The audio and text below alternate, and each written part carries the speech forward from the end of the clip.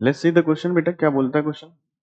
Question ने बोला है कि भाई इसको मैक्सिमाइज करना है, फंक्शन दे रखा है और कंस्ट्रेंट आपको ये दे रखी है। एक एक करके इनके ग्राफ बनाते हैं। मेन मोटिव ग्राफ, ग्राफ बनाओ एंड कॉर्नर पॉइंट पता करो। अगर आपने कॉर्नर पॉइंट्स पता कर लिए और ग्राफ बना लिया, काम हो गया।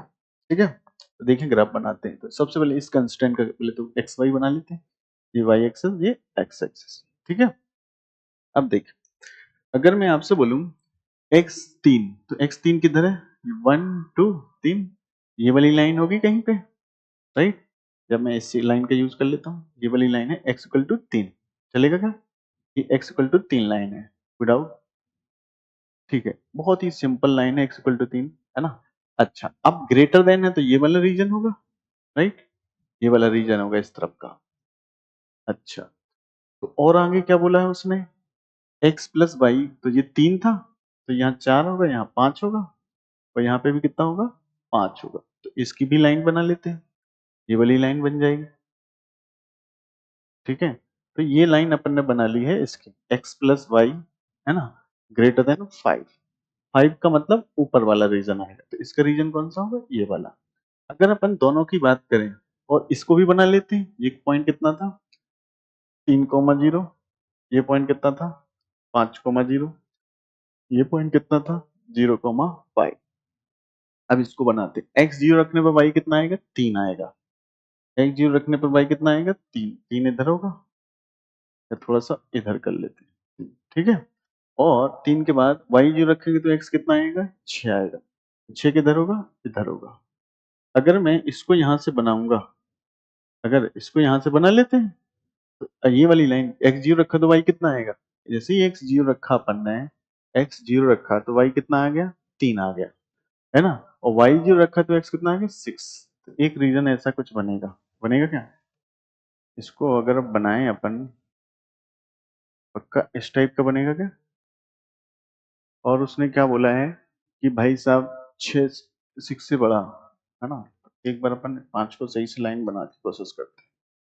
ठीक है, ये वाली लाइन है, दिखेगी आपको ये लाइन? परफेक्ट, मेरे को लगता है दिख गई होगी। और इसको थोड़ा सा पीछे एक्सटेंड कर लेते हैं। दिख गई? Very good. अब आइए, इसने कौन सा रीजन बोला? ग्रेटर देन, तो ये वाला रीजन हो गया। अब इनका सबका कॉमन रीजन पता करने के लिए मैं एक कलर लेता हूँ, ये वाला। इसका इधर, इसका इधर, तो कॉमन रीजन कितना आया? ये देखो ध्यान से, ये वाला कॉमन रीजन देखा? अनबाउंडेड है। कौन सा है? अनबाउंडेड है। ये पूरा का पूरा जो रीजन है अनबाउंडेड है। तो अनबाउंडेड का कॉमन रीजन आ गया ये, है ना? अनबाउंडेड है, इसकी मैक्स मिन निकालने के लिए सबसे पहले कॉर्नर, एक कॉर्नर पॉइंट, दो कॉर्नर पॉइंट, तीन कॉर्नर पॉइंट।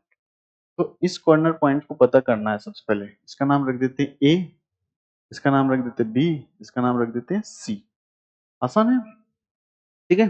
तो ए पता करना है, इसका नाम क्या है? x इक्वल टू 3, और इस लाइन का नाम क्या था? x प्लस वाई 5, तो x प्लस वाई 5 है। इस लाइन और इस लाइन को सॉल्व करोगे तो इसमें x 3 रख दो, तो 3,2 आ जाएगा, राइट?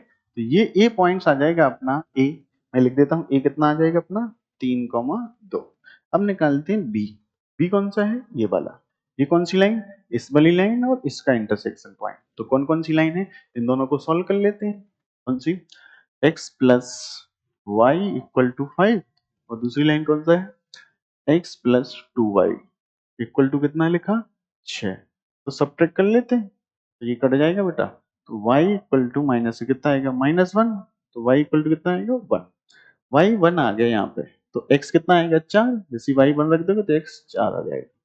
तो 4,1 आ गया। अब c बताओ कितना आएगा? एक कॉर्नर c, ये वाली लाइन थी, व्हाइट वाली लाइन। ये व्हाइट वाली लाइन कौन सी? पहले ही तो बनाई थी अपन, ये दूसरी वाली। इसमें कितना था अपना? x 6 था। तो ये c कितना था? 6,0। आपके सारे कॉर्नर आ गए, तो सारे कॉर्नर पे वैल्यू निकालते हैं एक एक करके। तो मैं बताऊं एक एक करके वैल्यू आपसे पूछूंगा, तो बताइए कितना आएगा एक एक करके वैल्यू। तो सबसे पहले z की वैल्यू निकालते हैं, किस पर? a पर।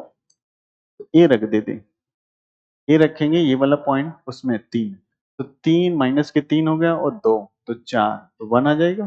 फिर जेड की वैल्यू निकालते हैं बी पॉइंट पर। बी कौन सा है 4,1, तो -4, इसको रखा 2 तो माइनस के 2 आ जाएगा। अब जेड पे वैल्यू निकालते हैं सी पॉइंट पर। सी पॉइंट कितना 6, तो माइनस के 6,0 तो माइनस के 6 आ जाएगा।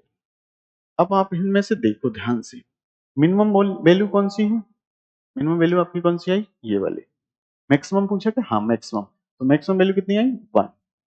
तो आपको लगेगा इसकी मैक्सिमम वैल्यू 1 है, बट अनबाउंडेड में क्या करते हैं अपन, अपन को टेस्ट करना होता है कि ये मैक्सिमम वैल्यू पॉसिबल है या नहीं, क्योंकि आपने बोला ये वैल्यू 1 आई है, किस पॉइंट पर आई, ए पर मैक्सिमम वैल्यू। लेकिन ये अनबाउंडेड रीजन बहुत सारे पॉइंट्स हो भी सकते, शायद ये 1 ना आए। तो इसका एक टेस्ट होता है कि जो क्या टेस्ट होता है, जो जेड फंक्शन होता है वो ग्रेटर देन क्या होना चाहिए, मैक्स से। अगर अपन ने तो जेड क्या है फंक्शन, -x प्लस का 2y ग्रेटर देन कितना आया 1। अब इसका ग्राफ बनाएंगे अपन, इसका क्या बनाएंगे ग्राफ। इसका ग्राफ और एक्चुअल फिजिबल रीजन के ग्राफ में कुछ भी कॉमन नहीं आना चाहिए, तब जाके अपन बोलेंगे कि उसकी मैक्सिमम वैल्यू कितनी है 1। अगर कॉमन कुछ आ गया इस फिजिबल रीजन में और इस इनइक्वालिटी के ग्राफ में, तो पक्का मिनिमम मैक्सिमम वैल्यू इसकी डिफाइन नहीं, मतलब अपन नहीं बता पाएंगे, ठीक है। तो अब इसका ग्राफ बनाते हैं, तो इसका ग्राफ कैसे बनाएंगे, इसी वाले में बना लेते हैं। आइए, -x किस कौन सा हुआ, -x प्लस 2y कहता था ग्रेटर देन 1, इसका बनाते हैं। तो x 0 रखेंगे तो y कितना आएगा, जैसे ही x 0 रखा पड़ना है तो कितना आ गया y 1/2, तो y 1/2 किधर होगा, यहाँ कहीं होगा y 1/2, राइट, ये वाला। और वैसे ही y 0 रखा पड़ना है, y 0 तो x कितना आएगा -1, -1 इधर होगा। तो कैसा ग्राफ बनेगा जी, अपन इसको डॉटेड बनाएंगे, तो ये रीजन बनेगा, ये डॉटेड। और अगर आपने ये ग्राफ बनाया तो इस ग्राफ में अब हाफ या तो ये होगा या ये होगा। अब ओरिजिन टेस्ट करा तो 0 0, तो 0 बड़ा होता है 1 से, नहीं होता है। तो इस तरफ वाला रीजन है ये वाला रीजन है, समझे, ये वाला रीजन। अब आप देखो इसमें से ये कॉमन आ गया, देखो ये कॉमन आ रहा फिजिबल रीजन के साथ। जब ये कॉमन आ रहा, इसका मतलब कॉमन नहीं आना चाहिए था, तभी तो इसकी मैक्स वैल्यू डिफाइन होती। तो इसमें कॉमन आ गया, तो इसका मतलब इसकी max value is not defined, no max value है ही नहीं। समझ पा रहे क्या, क्योंकि इनफाइनाइट बहुत सारे पॉइंट्स हैं इसके, तो अपन कॉर्नर से तो फायदा नहीं हुआ, तो इसकी मैक्स वैल्यू डिफाइंड नहीं। तो यहाँ फाइनल आंसर क्या लिखेंगे, मैक्स नो मैक्स वैल्यू, क्या लिखेंगे, नो मैक्स वैल्यू। मेरे को लगता है बात समझ गई। ये थ्योरम है बिल्कुल सिंपल, कॉर्नर पॉइंट जब अनबाउंडेड होता है तो क्या चेक करते हैं, तो D is the right answer. I hope आप समझ गए होंगे। Thank you so much.